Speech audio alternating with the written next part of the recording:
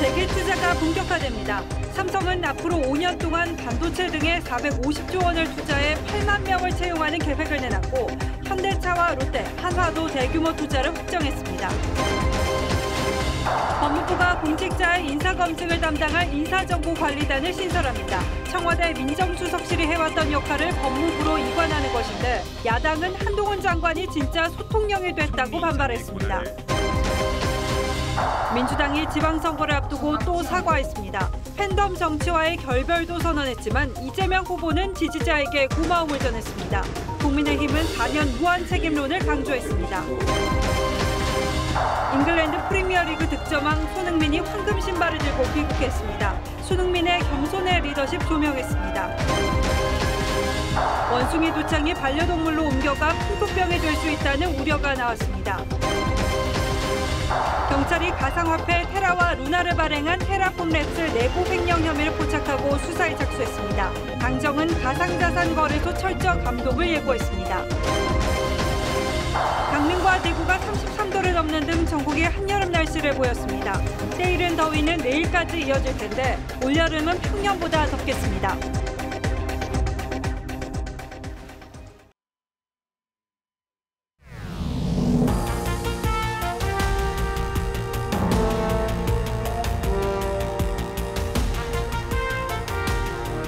시청자 여러분 안녕하십니까? 뉴스나인의 신동욱입니다. 경제가 어렵다고들 하죠. 지난 정부 내내 일자리 문제가 심각하다는 보도를 해드렸는데 물론 산업 구조가 변하면서 예전만큼 사람 손이 필요한 일자리가 많지 않은 게 사실입니다.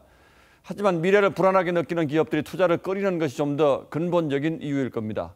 물론 이런 구조적인 문제가 아직 해결된 건 아닙니다만 오늘 일단은 반가운 소식이 있습니다. 삼성과 현대차 같은 대기업들이 공격적인 투자에 나설 거라는 뉴스입니다. 삼성전자가 450조 원, 현대차가 63조 원의 투자 계획을 발표했습니다. 4대 기업 합치면 600조 원에 달합니다. 물론 여러 해에 걸친 투자이기는 합니다만 금액으로만 따지면 우리나라 한 해 예산을 뛰어넘는 큰 수치입니다. 그동안 많은 이익을 내고도 돈을 쌓아두고만 있던 대기업들이 새 정부 들어서자마자 적극적인 투자 행보에 나선 이유 역시 의미가 적지 않습니다. 먼저 장혁수 기자의 보도부터 보시겠습니다. 삼성전자는 오늘 5년간 450조 원을 투자하고 이 중 80%, 360조 원을 국내 산업 육성에 사용한다고 밝혔습니다. 지난 5년간 투자 금액인 330조 원보다 대폭 늘어난 금액입니다. 전기차 공장 건설 등 대미 투자에 주력했던 현대차 그룹도 한국을 미래 산업의 허브로 삼는다며 2025년까지 국내에 63조 원을 투자하기로 했습니다.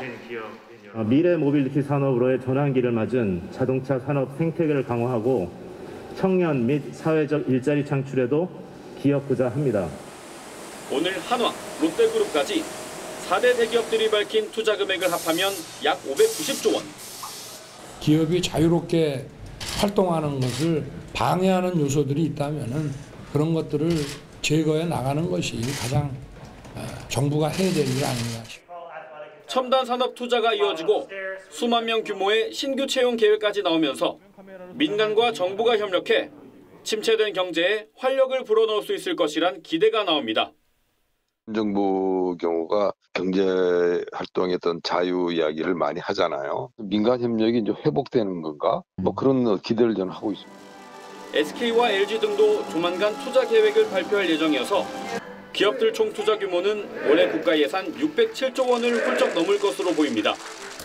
TV조선 장혁수입니다. 오늘 4개 대기업이 동시다발적으로 국내 투자 계획을 발표한 데는 앞으로 투자에도 좋을 경제 환경이 만들어질 거란 기대감이 있기 때문입니다. 한덕수 총리가 투자 주도 성장을 강조하는 등 경영에 우호적인 분위기가 형성될 걸로 보기 때문입니다. 기업들이 대대적인 투자에 나선 배경은 오현주 기자가 분석했습니다. 한덕수 총리는 임명장을 받은 다음 날 경제부처 장관들을 모았습니다. 이 자리에서 이전 정부의 소득주도 성장과 대비되는 투자주도 성장을 꺼내들었습니다. 주도적인 우리의 돌파구는 역시 투자 주도의 성장, 이거를 반드시 이루어야 되겠다 이렇게 생각을. 경영 환경이 안 좋아 해외로 돈이 빠져나갔다는 겁니다. 실제로 지난 5년간 국내 기업은 해외에 3천억 달러 가까이를 투자한 반면 외국인이 국내에 투자한 규모는 745억 7,200만 달러에 그쳐 2천억 달러가 넘는 돈이 빠져나갔습니다. 정부는 기업 투자를 잡기 위해 규제 완화에 시동을 걸었습니다. 모든 정부 부처에 규제 개혁 TF 구성을 지시한 겁니다. 앞서 추경호 경제부총리도 법인세 등 기업이 찬 모래주머니를 벗기겠다고 한 바 있습니다. 정부가 경영하기 좋은 환경을 만드는 데 대한 화답 차원에서 기업들이 대규모 투자를 발표한 것으로 풀이됩니다.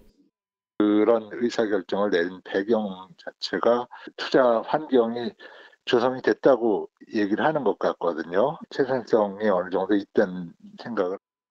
또 이번 투자 발표는 최근 바이든 대통령 방한으로 미국 투자가 발표된 지 이틀 만의 일로 대기업들이 미국 등 해외뿐 아니라 국내 산업도 챙긴다는 메시지를 담은 거란 해석도 나옵니다. TV조선 오현주입니다. 윤석열 정부는 그동안 공직자 인사 검증을 해오던 민정수석실을 없앴습니다. 대신 법무부에 장관 직속의 인사 검증 조직을 만드는 방안이 발표됐습니다. 공직 후보자의 인사 정보를 수집 관리하고 인사 대상이 되면 검증까지 한다는 거죠.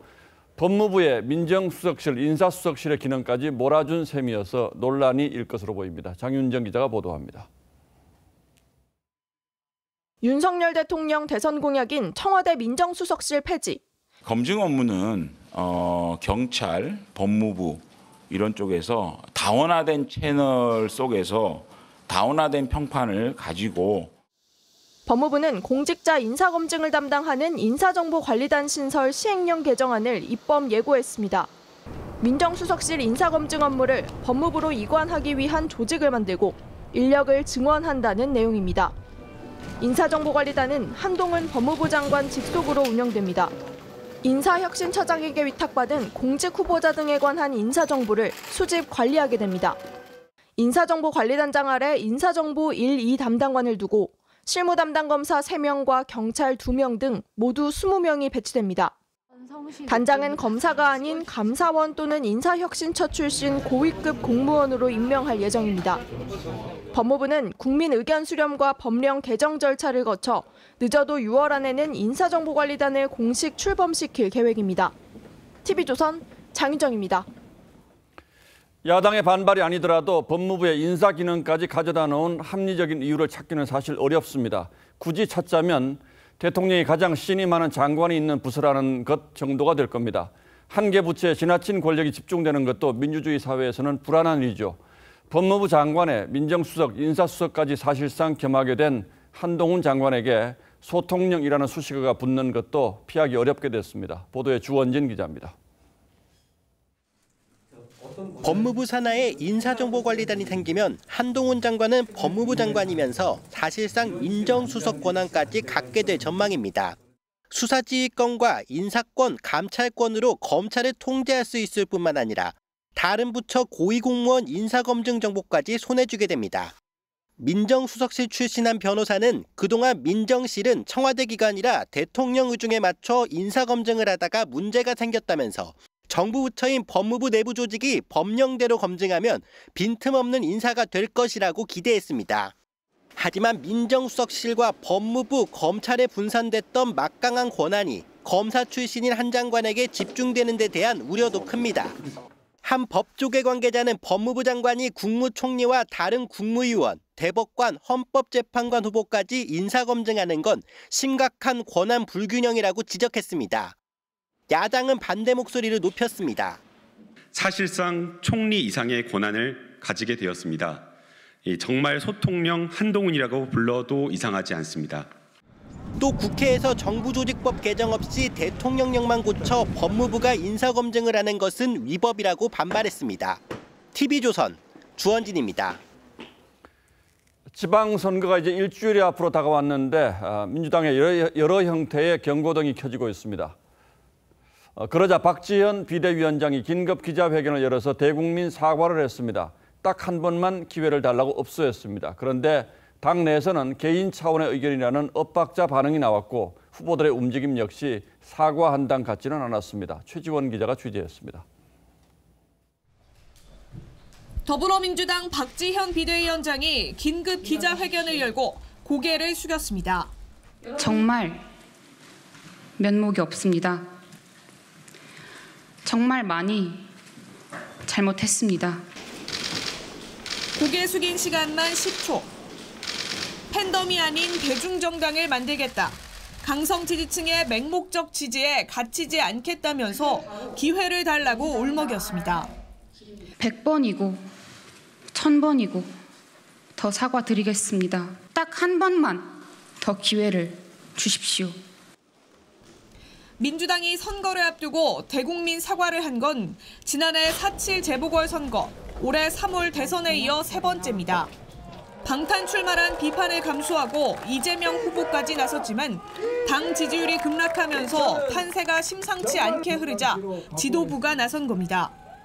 하지만 강경파들은 사과로는 선거를 못 이긴다. 번번이 무릎 굽히는 것보다 뭉쳐야 한다며 반발했고 윤호중 공동비대위원장도 개인 차원의 입장 발표라고 선을 그었습니다. 이재명 후보 역시 불과 1시간여 만에 자신의 지지층인 이른바 개딸들을 향한 감사 메시지를 남기며 박 위원장이 경계한 팬덤 정치를 이어갔습니다. TV조선 최재원입니다. 그러나 민주당에서 대국민 사과가 나오자마자 국민의힘 이준석 대표도 곧바로 기자회견을 열어서 응수했습니다. 10년, 20년 집권을 말하지 않고 앞으로 4년 집권 여당으로서 무한 책임을 지겠다고 강조했습니다. 이어서 여당 소식은 이광희 기자가 전하겠습니다. 이준석 대표는 예정이 없던 간담회를 열고 집권 여당으로서 지방정부 4년을 무한 책임지겠다고 강조했습니다. 윤석열 정부의 지역 공약을 성실하게 실천하고 다음 지방선거와 대선에서 평가받겠다는 겁니다. 제발 윤석열 정부가 거대 야당의 무리한 발목 잡기를 뚫고 원 없이 일할 수 있도록 도와주십시오. 당 지도부는 3본 신도시를 찾아 1기 신도시 재정비 사업을 신속하게 추진하겠다고 약속하며 김은혜 경기지사 후보를 측면 지원했습니다. 광역 단체를 연결하는 연계 공약도 내놨습니다. 오세훈 서울시장 후보는 김태흠 충남지사 후보와 GTX C노선을 천안 아산까지 연결하고 M버스를 신설해 1시간 생활권을 만들겠다는 공동 공약을 발표했습니다. 반드시 승리로 이끌어서 서울과 충남이 함께 상생 발전의 시너지 효과를 내고 충남과 서울의 생활권을 더욱 확장하며 삶의 질을 크게 개선할 수 있을 것입니다. 김은혜 후보는 안철수 후보와 함께 판교에서 문화 콘텐츠 기업들을 만나 정책적 지원을 약속했습니다. TV조선 이광희입니다. 민주당 이재명 후보가 출마한 인천 계양을 국회의원 보궐선거는 적어도 여론조사상으로는 안개 속으로 들어갔습니다. 이재명 후보가 압도적인 강세를 보일 거란 예상과 달리 지난 주말을 거치면서 엇비슷한 수치들이 나오기 시작했고 이대로 가면 결과를 모르겠다는 반응들이 여야 당내에서도 나오고 있습니다. 무연고 출마 논란으로 출발부터 불편했던 이재명 후보 측은 국민의힘 윤영선 후보가 최근 주소를 서울에서 인천으로 옮겼다는 보도가 나오자 가짜 계양 사람이라고 역공에 나섰습니다. 고이동 기자가 계양 선거 현장을 다녀왔습니다. 국민의힘 윤영선 후보가 최근 서울 목동에서 인천으로 주소 이전을 했다는 언론 보도가 나오자 민주당 이재명 후보 측은 윤 후보를 향해 가짜 계양 사람이라고 공세를 폈습니다. 성남 출신인 이 후보의 무연고 출마 비판에 대한 맞대응 성격이란 해석이 나옵니다. 하지만 윤 후보가 서울 목동으로 주소지를 옮겼던 건 지난 25년 가운데 1년간이었습니다. 병원을 개업하며 1998년부터 인천 계양에 정착했고 자녀도 계양에서 학교를 보냈습니다. 다만 지난해 5월 전셋집이 팔리며 집주인이 나가달라고 해 목동으로 주소를 옮겼다가 1년 만에 돌아왔다고 윤 후보는 밝혔습니다.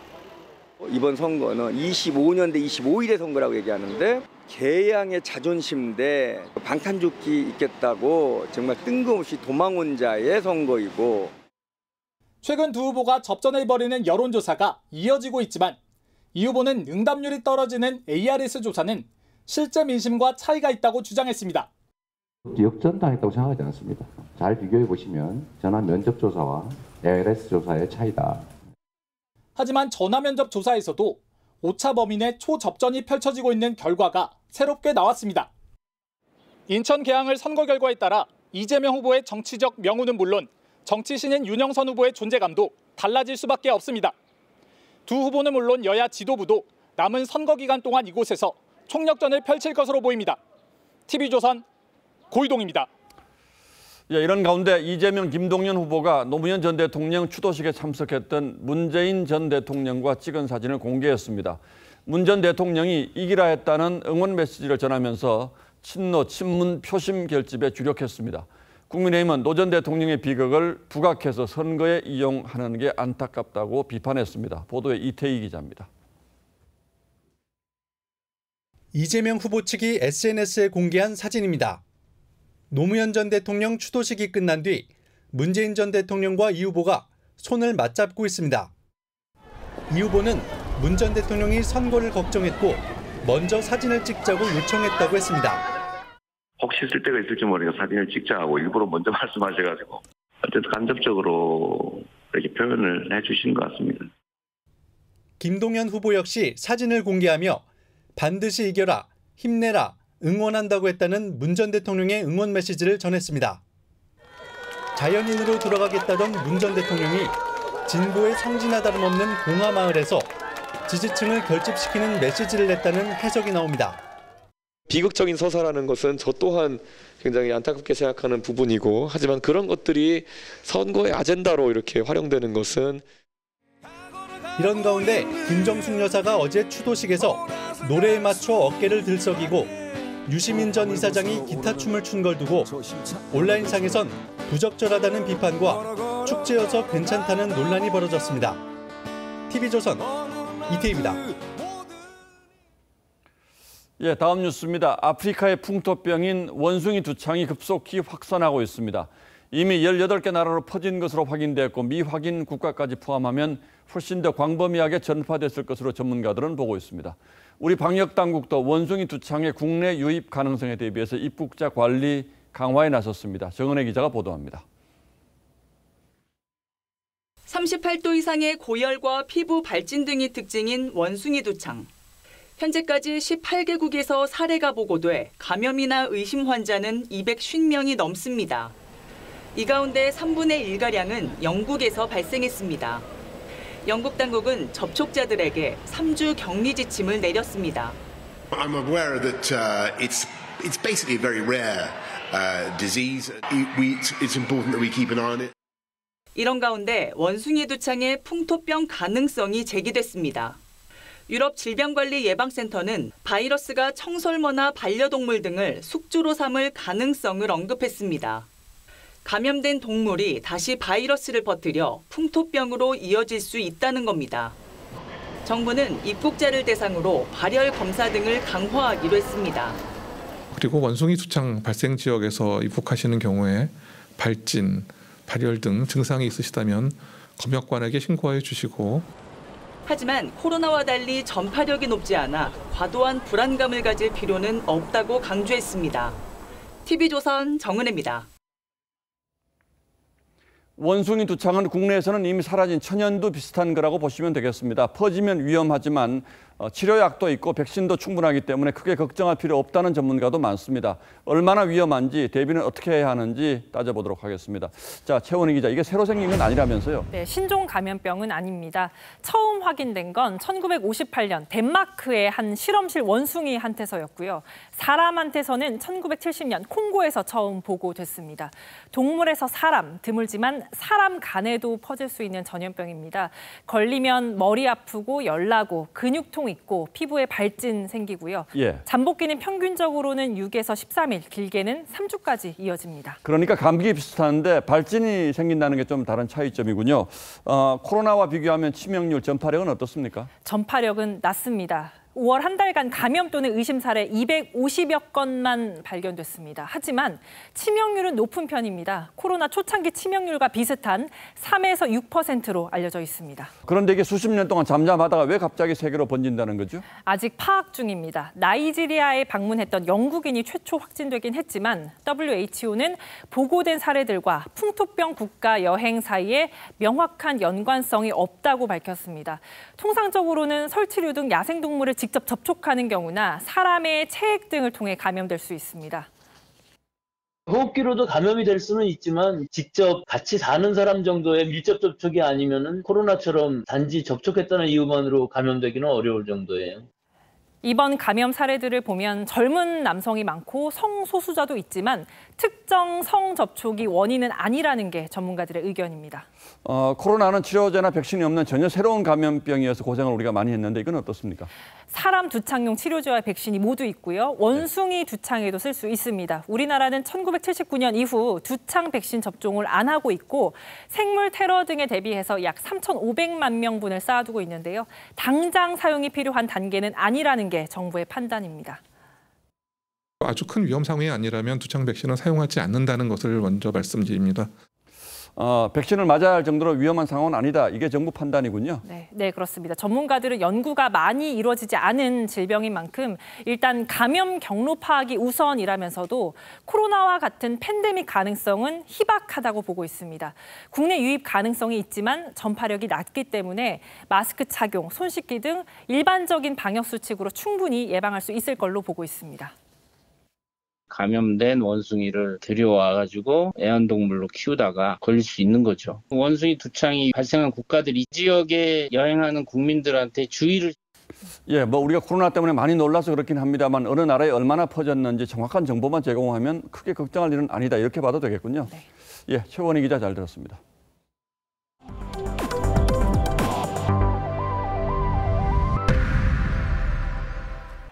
강릉과 대구의 낮 기온이 33도를 넘는 등 전국이 한여름 날씨를 보였습니다.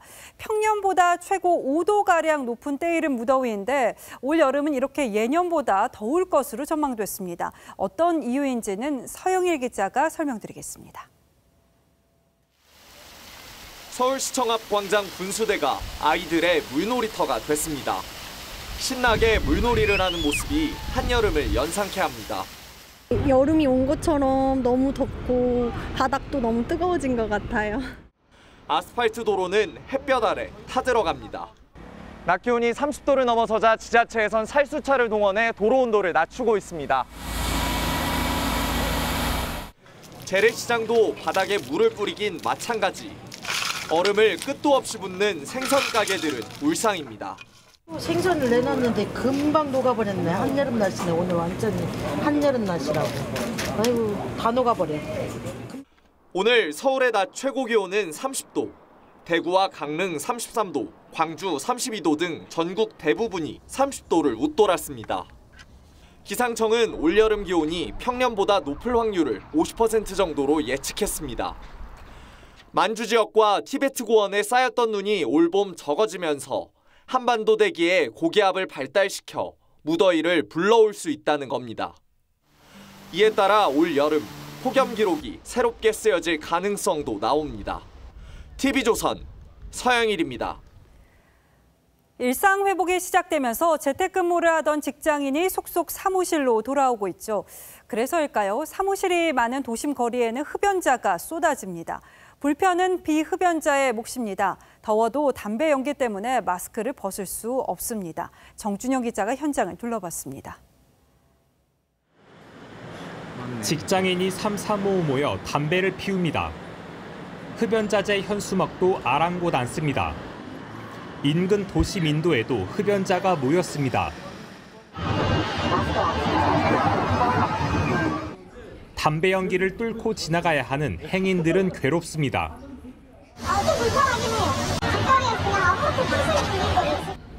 흡연 후 담배꽁초는 아무데나 버리기 일쑤. 바로 근처엔 흡연을 자제해달란 구청 현수막이 걸려 있지만 길거리엔 담배꽁초 등 쓰레기가 수북합니다.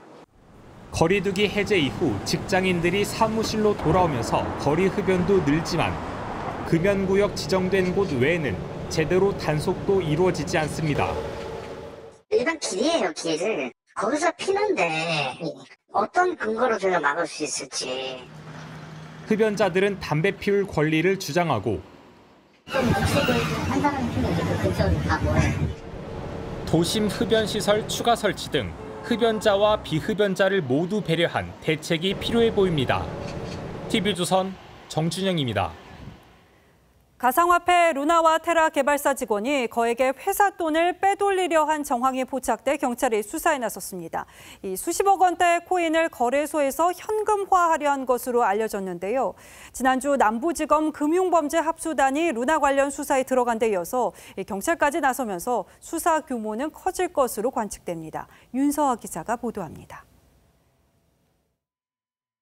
가상화폐 루나와 테라를 개발한 테라폼 랩스 직원 A씨가 최근 한 가상화폐 거래소를 찾아갔습니다. A씨는 수십억 원대 코인을 현금화해 줄 것을 요구했고 이를 수상하게 여긴 거래소 직원이 경찰에 신고한 것으로 알려졌습니다. 경찰은 A씨가 테라폼 랩스 법인 자금을 빼돌리려 한 것으로 보고 자금 거래 추적 등을 통해 횡령 여부와 규모를 파악 중입니다. 이와 함께 A씨 등 회사 관계자가 회사 돈을 더 빼내지 못하도록 주요 가상화폐 거래소에 긴급 동결을 요청했습니다. 테라폼 랩스 전 직원으로 추정되는 사람이 환전을 하려고 하는 움직임이 있어서 요청을 해달라는.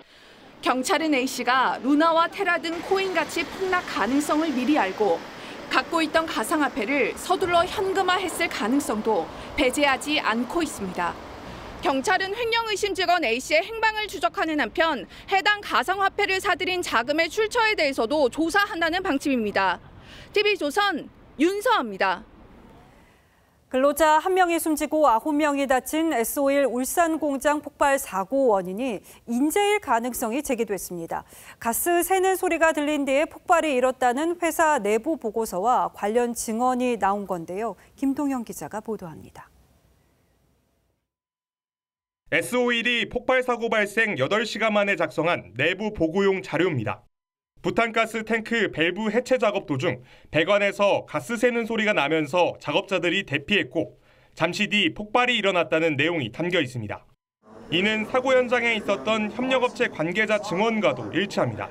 이제 가스가 확 나왔고 나오면서 소리도 엄청나게 소리도 심했고 피하자 해서 이제 피하는 과정이 한 20-30초 가량 됐고요. 협력업체 직원들은 당시 정비 작업을 하던 탱크와 연결된 또 다른 탱크에서 가스가 흘러나온 것으로 보고 있습니다. 폭발 사고가 난 시설에는 2개의 부탄 탱크가 있었는데 작업을 하지 않던 또 다른 탱크에서 부탄가스가 계속 주입되고 있었다는 겁니다. 당국은 이 과정에서 제어 장치가 작동하지 않은 것으로 파악하고 있습니다.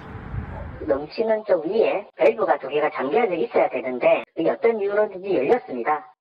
경찰과 고용노동부는 제어 장치가 왜 작동하지 않았는지, 밸브 작업 도중 다른 탱크에 왜 부탄가스를 추가 주입했는지 등을 집중 조사하고 있습니다.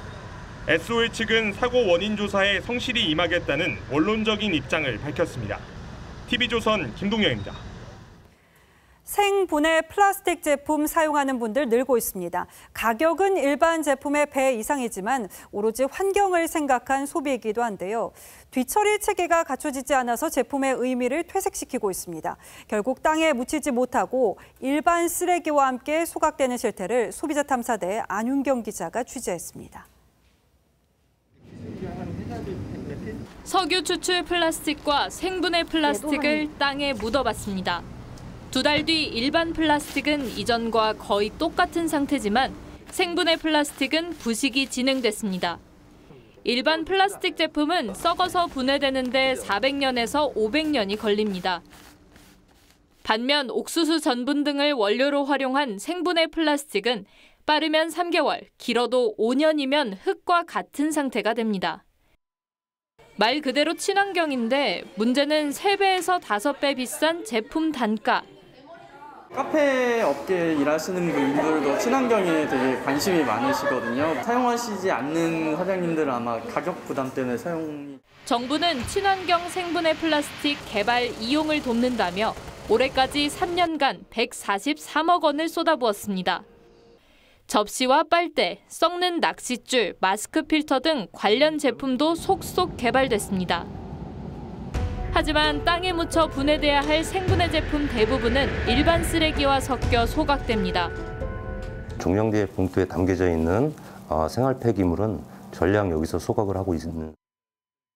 관련 제품엔 일반 쓰레기처럼 종량제 봉투에 넣어 처리하라고 안내돼 있고 정부도 별도 수거 지침이나 시설도 마련해놓지 않은 상황입니다. 아직 생분해 제품이 많지 않기 때문 소비자가 쓰시고 회수할 수 있는 시스템을 반드시 마련을 해줘야 된다. 모아서 이렇게 분해할 수 있는 시스템을. 더욱이 생분해 제품은 일회용품으로 분류돼 접객업소 등 사용도 제한됩니다. 저희는 피해를 우리는 지금 안 하고 있습니다. 어떻게 될지 저희도 몰라요. 이 때문에 정부는 생분해 제품 업계에 국내보단 해외 시장에 눈을 돌리라고 권고하는 실정입니다. 내수가 아닌 외국 수출 기술 수출이나 제품 수출 쪽으로 틀고 있고. 뛰어난 기술력에도 국내 제도 설비 미비로 활용도가 떨어지는 친환경 플라스틱. 보다 멀리 보는 친환경 정책이 필요하다는 지적입니다. 소비자 탐사대 안윤경입니다. 다음 뉴스입니다. 바이든 미국 대통령이 한국에 이어서 일본을 방문 중인데 중국과 러시아 핵 폭격기 6대가 오늘 오전 우리 방공 식별구역에 무단으로 침입했습니다. 동중국해에서 훈련을 마치고 돌아가던 길인 걸로 보이는데 우리 군 당국은 바이든 대통령의 아시아 순방 특히 동맹 외교 강화에 대한 무력 시위 성격이 있는 것으로 보고 있습니다. 윤동빈 기자가 더 자세히 분석했습니다. 오늘 오전 7시 56분 중국의 핵 전략 폭격기 시안 H6 2대가 이어도 서북방 한국 방공식별구역 카디즈에 무단 진입했습니다. 약 1시간 반가량 머물던 폭격기들은 오전 9시 30분 카디즈 밖으로 나갔으나 약 30여 분 뒤 이번엔 동해 북쪽에서 러시아 투폴레프 95 폭격기 2대, 전투기 2대와 함께 재진입한 뒤 10시 15분쯤 독도 동쪽으로 빠져나갔습니다. 오후 3시 40분에는 이어도 동남쪽에서 중국과 러시아 군용기 6대가 다시 카디즈에 무단 진입해 17분 이상 머물다 떠났습니다. 국방부는 영공 침범은 없었다고 했지만 국제관리인 사전 통보 없이 우리 방공식별구역을 무단 진입한 건 명백한 무력 시위로 해석됩니다. 중국을 견제하는 경제협의체인 IPEF 가입을 선언하고 우크라이나의 추가 지원을 약속한 한국은 물론 오늘 도쿄 쿼드 정상회의에서 중국과 러시아를 전제주의 국가로 규정한 바이든 대통령을 함께 겨냥한 조치란 분석입니다. 미중러 대립이 격화될수록 한국에 대한 군사 위협도 빈번해질 수 있기 때문에 동맹, 우방국과의 공조가 더욱 중요해졌습니다.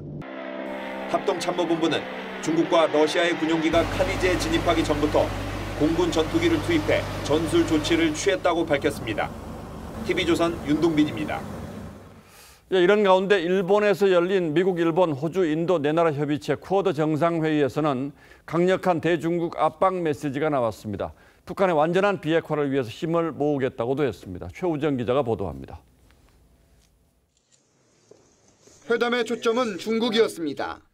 나라 이름을 직접 언급하진 않았지만 대신 표현의 수위를 높였습니다. 우크라이나를 침공한 러시아를 비판하면서 중국의 도발을 함께 경계했습니다.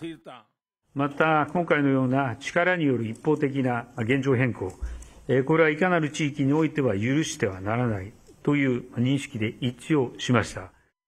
해외 투자를 늘려가는 중국의 확장 전략에 맞서 인도태평양 개발도상국의 인프라 개선에 5년간 63조 원을 투자하기로 했습니다. 또 중국의 불법 조업을 막기 위해 해상 감시 활동을 강화합니다.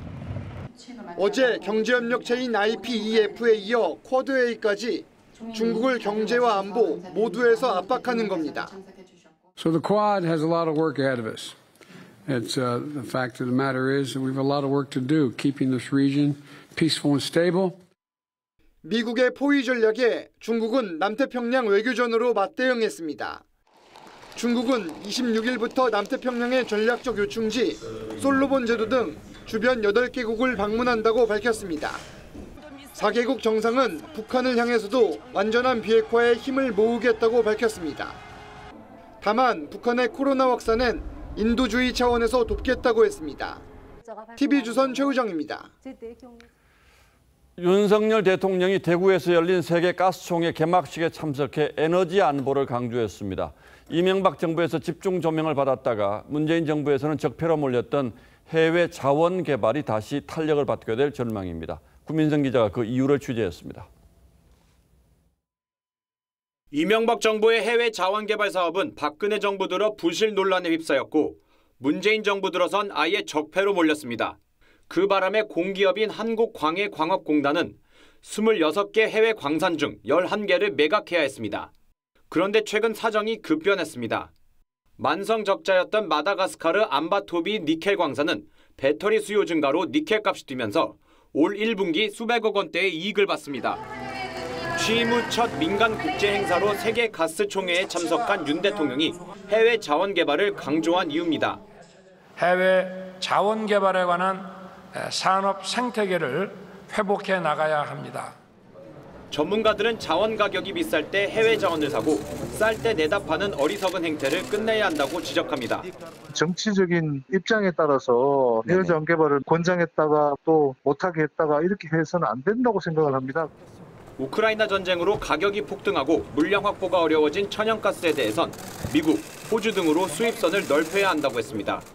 수입선 다변화로 자원 비축을 확대하는 한편 민간의 중심이 돼서 해외 투자의 활력을 높이고 탄소 중립을 위한 국제적 책임을 다하겠다고 한 윤 대통령은 원전과 재생에너지, 천연가스를 합리적으로 믹스해 나갈 것이라고 말했습니다.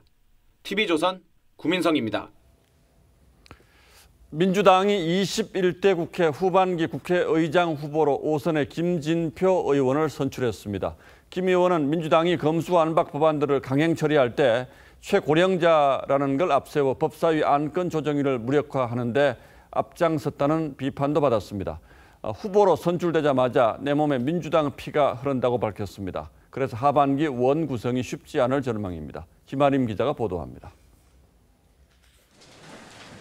민주당은 2시간 반가량 온라인 의원총회를 열고 5선 김진표 의원을 후반기 국회의장 후보로 선출했습니다.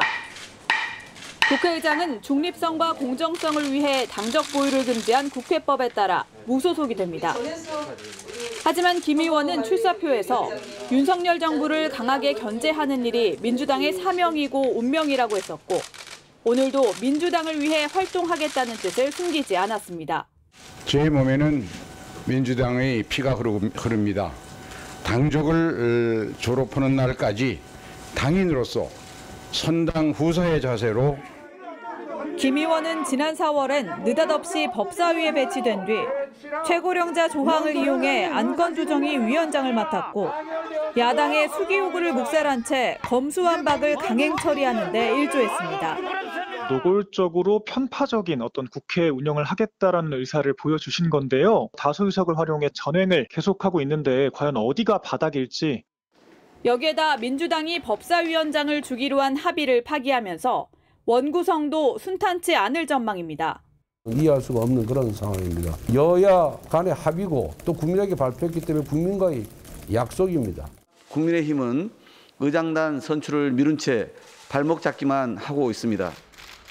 대선 뒤 집권 여당이 법사위원장을 맡도록 하자는 중재안을 제시했던 박병석 의장이 퇴임 전 결자 해제해야 한다는 지적도 나옵니다.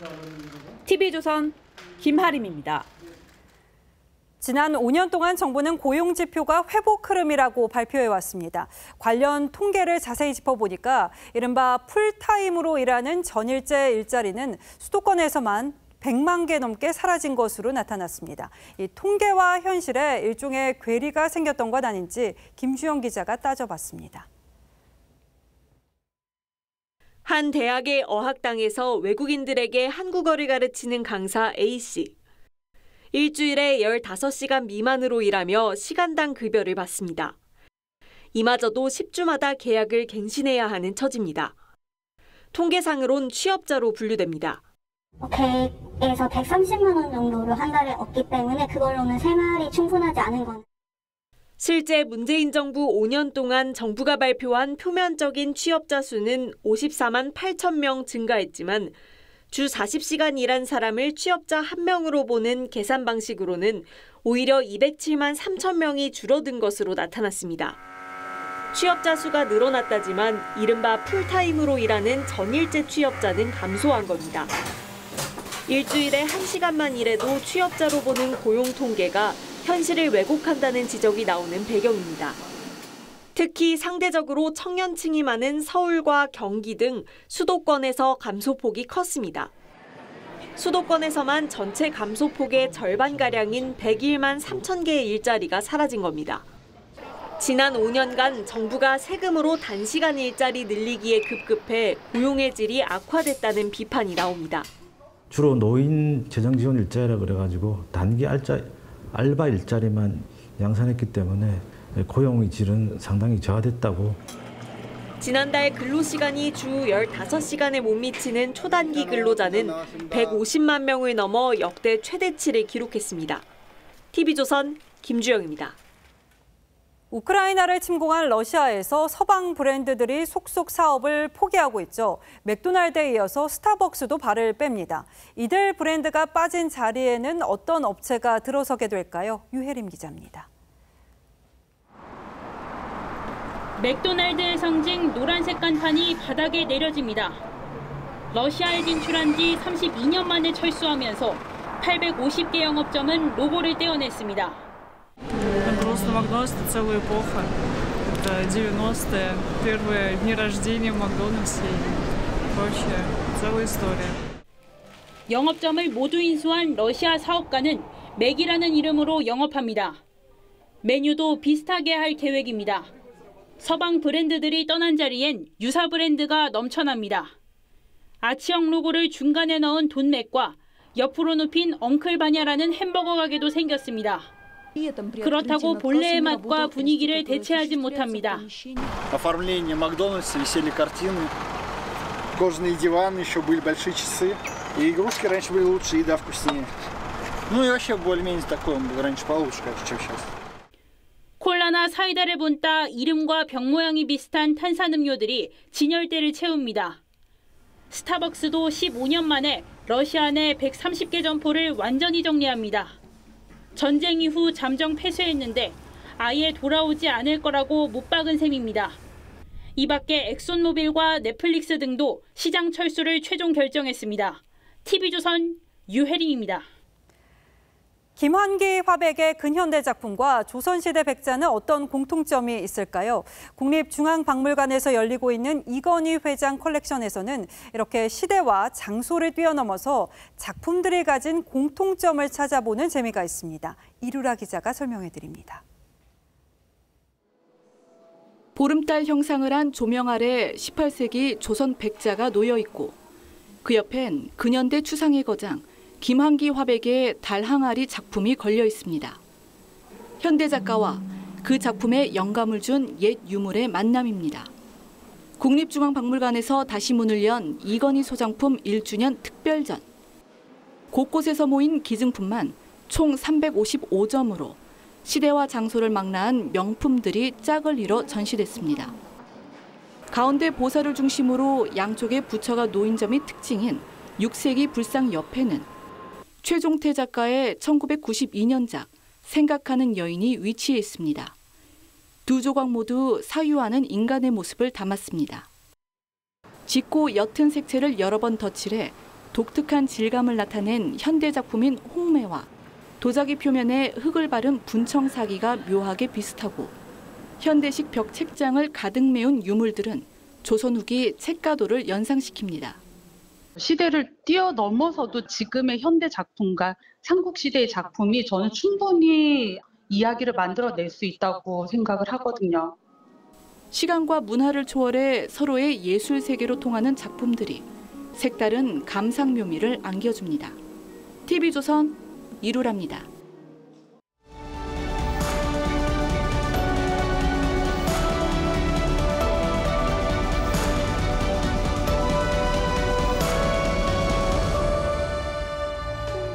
전 눈물이 안 나요. 안구 건조증이 생소하던 시절 전도연의 명대사와 인공 눈물 넣는 장면이 화제가 됐던 영화죠. 마종기 시인은 미국서 의사로 일하며 숱한 죽음을 봤습니다. 방금 죽은 이의 뺨에는 늘 한 줄기 눈물이 드리워 있었죠. 이성을 등지는 슬픔의 흔적이었을까요? 눈물샘 기능이 정지되면서 고여있던 눈물이 흘러내린 것이었습니다. The weeping vase of my verses. 포크네로가 로마를 불태운 뒤에 억지 눈물을 이렇게 짜냅니다. 위선적인 악어의 눈물이죠. 악어는 먹이를 씹으며 눈물을 흘립니다. 슬퍼서가 아니라 턱을 움직이는 신경이 눈물샘도 함께 열어서 먹이를 삼키기 좋게 수분을 대주는 겁니다. 사람도 얼굴 신경이 마비되면 눈물샘과 침샘, 신경이 뒤엉켜 음식을 먹으면 눈물이 나곤 합니다. 그래서 악어 눈물 증후군이라고 하죠. 살려고 먹는 것이 회개의 눈물과 한 묶음이라는 건 우습고도 슬픈 일입니다.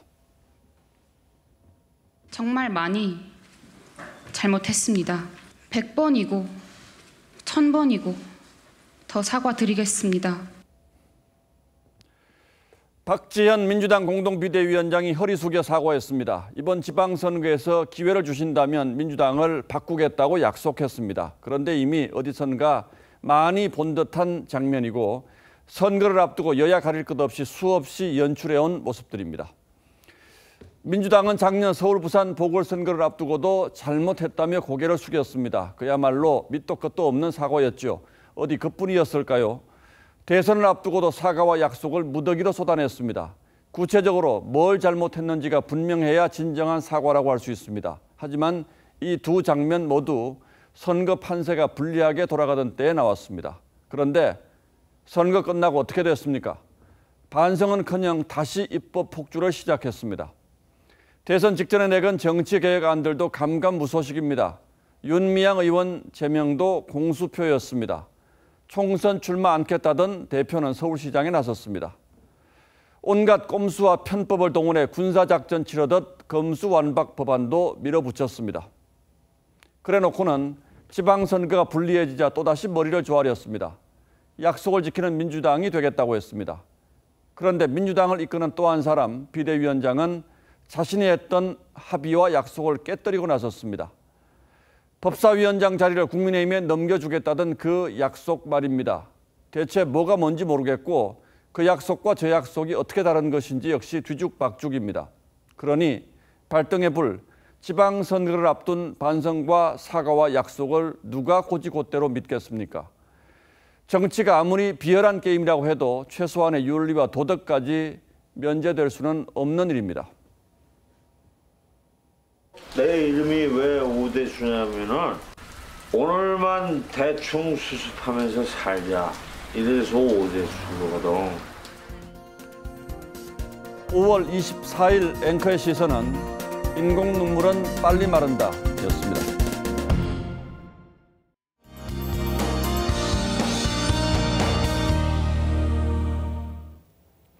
내일은 우산을 챙기셔야겠습니다. 비 소식이 있는데요. 강수 시간이 짧고 또 지역마다 달라서 외출 시간대의 날씨 예보를 잘 참고하셔야겠습니다. 우선 오후에는 내륙 곳곳으로 소나기가 내리겠는데요. 천둥, 번개와 함께 요란하게 지날 수 있겠습니다. 늦은 밤부터는 좀 더 많은 지역에 비가 오겠습니다. 중부와 전북, 경북 지역인데요. 보시는 것처럼 강수량 자체는 많지 않겠습니다만 짧고 강하게 내릴 수 있다는 점 염두에 두셔야겠습니다. 한낮에는 여전히 덥겠습니다. 대전은 31도, 서울은 28도까지 오르겠고요. 남부 지역은 대구가 32도, 전주는 30도를 보이겠습니다. 비는 대부분 모레 새벽에 그치겠고요. 때이른 더위는 이틀 정도 주춤하겠습니다. 날씨였습니다. 예, 5월 24일 화요일 뉴스9는 여기서 모두 마치겠습니다. 시청해주신 여러분 고맙습니다.